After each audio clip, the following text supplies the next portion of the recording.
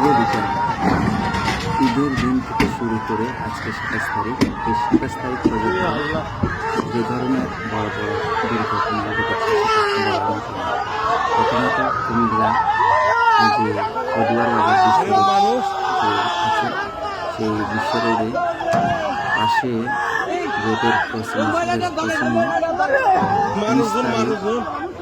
রাত 3টার সময় রেলের সঙ্গে বাস ধাক্কা খায়, যে রেলটা ঢাকা থেকে চট্টগ্রাম যাচ্ছিল সেই রেলটি প্রায় 1.5 কিলোমিটার বাসটিকে ধাক্কা দিয়ে নিয়ে আসে এবং সেখানে সাথে সাথে 12 জন মৃত্যু হয়। এছাড়া হাসপাতালে নিয়ে যাওয়ার পরে আরও 8 জন, মোট 20 জন মৃত্যুবরণ করে এবং সেটা চলে গেল।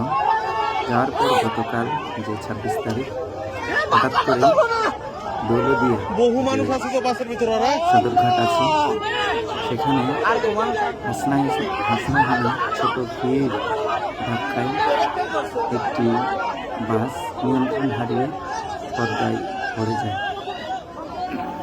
তার যে আহত এবং নিহত মানুষ তাদের উদ্ধার কাজ আজকে 27 তারিখ আজকেও চলছে এবং আজকে যে একটি বাস অ্যাক্সিডেন্ট হয়, বাস উল্টে যায়, সেটা হচ্ছে নানিয়াচর থেকে যে চট্টগ্রাম শান্তি পরিবহন আসছিল সেই শান্তি পরিবহন হঠাৎ করে যে সেখানে ট্যাগ আছে ঘুরতে গিয়ে উল্টে যায়।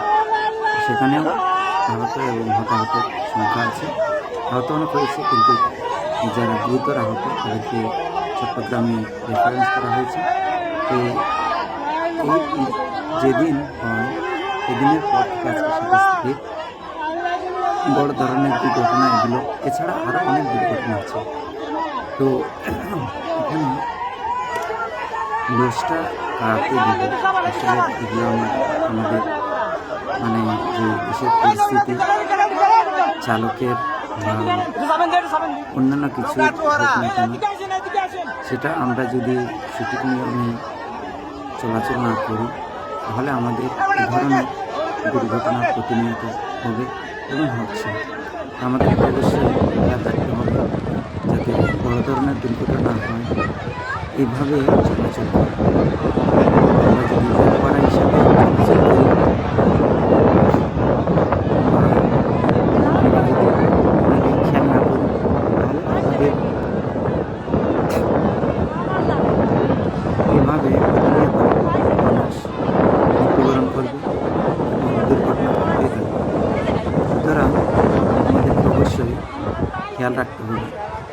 তো এখানে দেখুন যে দৌলদিয়া থেকে যে দৌলদিয়া যে বাসটি নিয়ন্ত্রণ হারিয়ে পড়ে যাচ্ছে এবং পড়েও গেছে, সেখানে অনেকের আত্মীয় স্বজন মারা গেছে।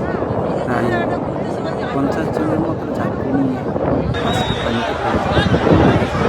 সেখান থেকে কয়েকজন শিশু সহ কষ্ট করে বের হতে পারেন, তারা আমাকে বের যেতে পারে না। তো আপনারা দেখতেই পাচ্ছেন এখান থেকে অনেক তুলা হচ্ছে, তুলতেছে, বিশেষ করে যারা উদ্ধার কাজের জন্য এসেছে ফায়ার সার্ভিস থেকে শুরু করে জেলার জন্য এসেছে। তো আমাদের দেশের যে একটা অলক্ষণীয় আভাস দিচ্ছে